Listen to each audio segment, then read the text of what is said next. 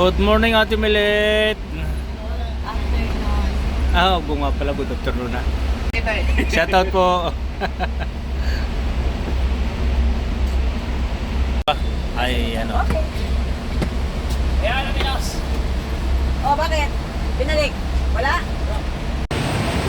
Magandang umaga sa inyo mga kagulong, at nandito na naman tayo sa Pasay 5-star Terminal para magbigay update lang po, update lang. Ang Bicol Our Lady of Salvation, yan.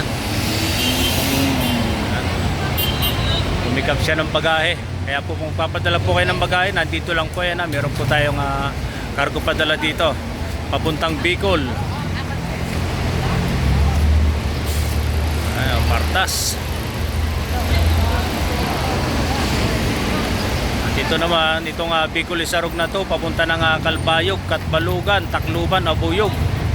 Yan ang daan yan, mga yan, pupuntahan yan. Hanggang Tacloban lang siya. Yung mga basta nakapila ngayon dito sa Pasay. Update lang po tayo mga kagulang na po. At ang oras ngayon ay alas 12:10, 12:10. Saturday, 12:10 Saturday ngayon ang tanghali mga kagulang. At yan, ito po yung EasyTex natin na Cabanatuan, paalis na naman.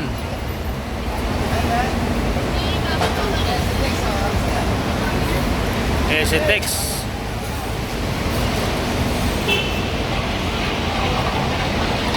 Ayan.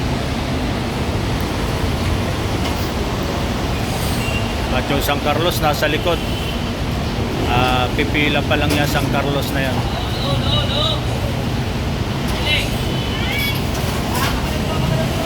O yung flyover ginagawang ilalim.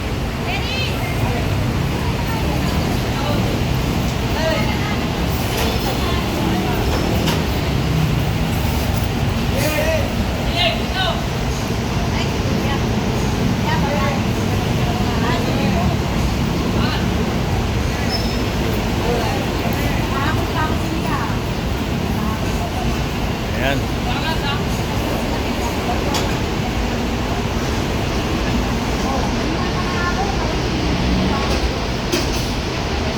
Shout out, pre. Ayan, Cabanatuan po yan, EasyTex. Tingnan natin yung mga bus na nakapila ngayon dito sa Pasay, sa ating terminal ng 5-star.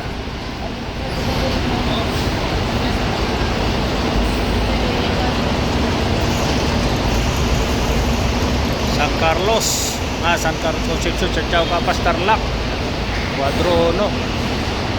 Ito San Clemente, 9749.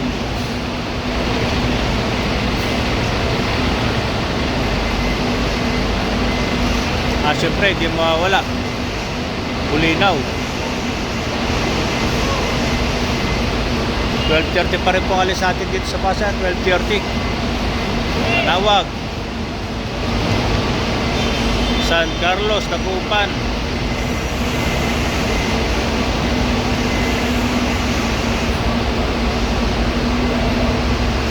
Ayan. Yan po mga kagulong, update natin dito sa Pasay na po. Update lang po tayo sa bawat araw na ating biyahe. Yan po mga kagulong, at kagapay sa masayang paglalakbay 5-star. Bye, Malasak, at magandang umaga po sa inyo lahat.